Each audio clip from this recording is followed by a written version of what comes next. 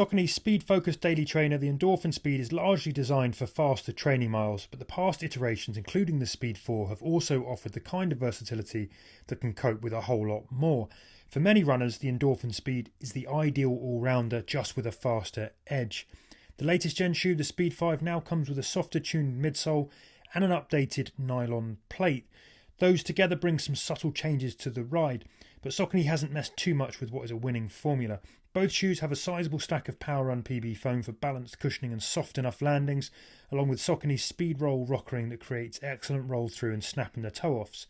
The wing nylon plate remains, but has been tweaked to help provide better control and improved cornering and flexibility. There's new engineered mesh uppers, a new heel package and a roomier forefoot, plus more XT900 rubber coverage in the heel to help boost durability.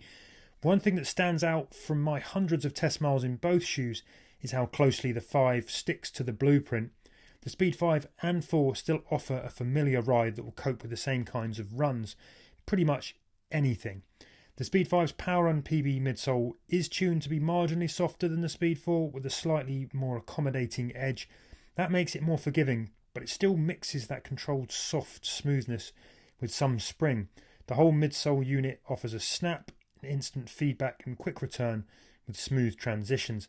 In terms of the runs these shoes are best suited for, I'd say the Speed 5 and 4 are definitely happier, faster rather than slower, though the Speed 5 now brings some added protection for the easier paces. So Saucony hasn't meddled too much with the Endorphin Speed 5, but is it a better shoe? Well, maybe very marginally, depending on what your priorities are. There's a subtle extra softness to it, so it's maybe not quite as fast and snappy, but what you lose in all-out pace performance, you're going to get back at the easier end of things. And that's also helped by a roomier fit. So which should you buy? I'd say you can buy either and not be disappointed, and this largely comes down to price rather than performance. The Endorphin Speed 5 is probably the more capable shoe, but right now, if you can find a good deal on the Speed 4, you're getting much the same ride, which makes it better value overall.